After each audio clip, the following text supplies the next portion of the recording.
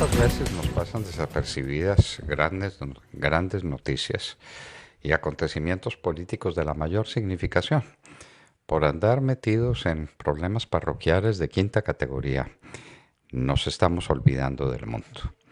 Y parte fundamental del mundo en que vivimos es Europa, el mercado común más grande que se había formado nunca, a partir de las cenizas que dejaron las guerras europeas que vienen desde el comienzo de los tiempos. Las invasiones bárbaras, luego viene la Pax Romana, que impone orden en Europa, que le da un derecho compartido, que le da unidad política. La Pax Romana hizo mucho por Europa.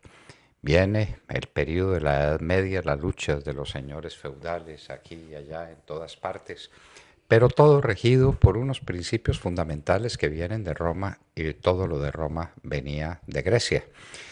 Eh, ese, eh, ese, eh, ese ir y venir de guerras y de guerritas vuelve a expresarse y de manera tremenda a finales del siglo XIX con la guerra franco-prusiana y después cuando estalla la Primera Guerra Mundial ya en pleno siglo XX, que se llamó la Guerra Grande, y la llamaron así porque los que la llamaron así no sabían lo que vendría después con la Segunda Guerra Mundial.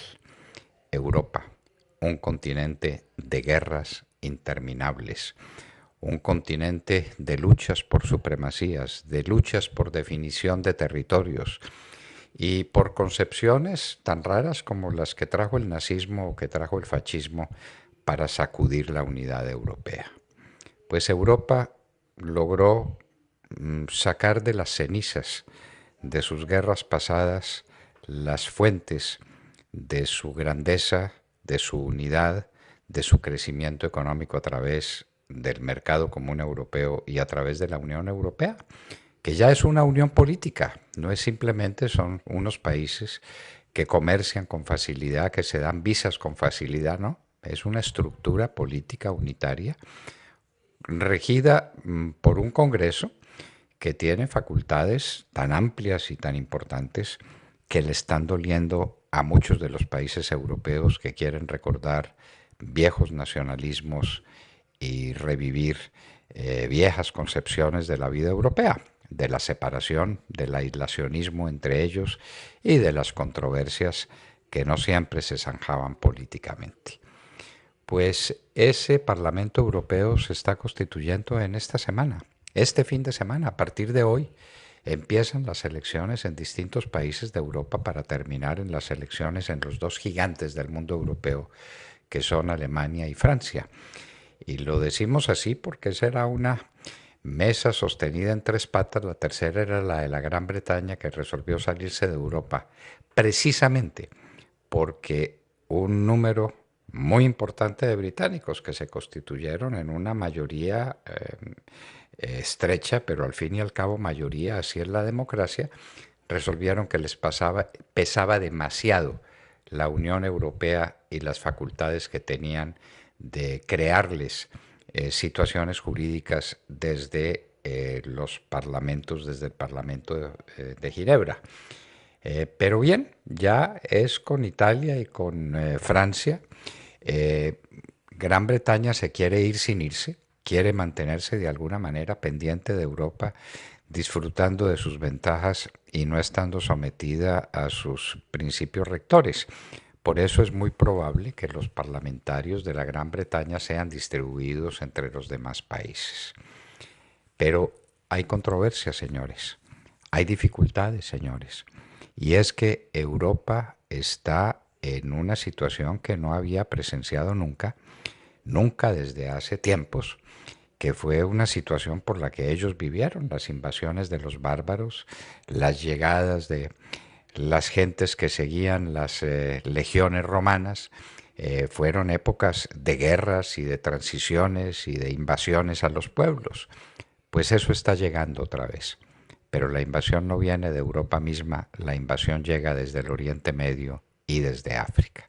Y ahí es donde muchos países europeos empiezan a manifestar su malquerencia con los recién llegados y a sostener las bases de los viejos nacionalismos como dique, como frontera inexpugnable para que esos recién llegados no sigan llegando a Europa. Europa está conmovida y está conmovida por muchos partidos de lo que llaman la derecha extrema que no quieren la llegada de los migrantes del Medio Oriente y de África, que siguen llegando por centenares y por miles y que seguirán llegando, expulsados de sus territorios, nada aptos, nada posibles para una convivencia pacífica, para un desarrollo económico. Pecados de Europa, que practicó un colonialismo absurdo en África y que también tuvo influencia muy grande en lo que está pasando en el Oriente. Pero no importan los viejos pecados, sino las actuales realidades. Y eso es lo que se va a dirimir esta semana. Ya veremos cómo se compone el Parlamento Europeo y cuál es la votación en los distintos países y si va a haber, como parece que va a haber, una participación muy grande de partidos que llaman de extrema derecha, que no es otra cosa que el revivir de los viejos nacionalismos europeos, de las viejas discusiones entre pueblos que ahora se mataron, después formaron la más grande unidad comercial y política que recuerda el mundo y que ahora tambalea por obra de las migraciones. Ya veremos, el próximo lunes estaremos viendo con toda seguridad cuáles son los resultados del Parlamento Europeo y cómo se expresan los europeos ante esta crisis invasiva de unos bárbaros nuevos, como los llamaba Guy Sorman en uno de sus libros capitales. Llegaron los bárbaros. Esto lo decía Guy Sorman hace 20 años. ¿Qué diría ahora si volviera a escribir su libro? Europa decide su destino en este fin de semana.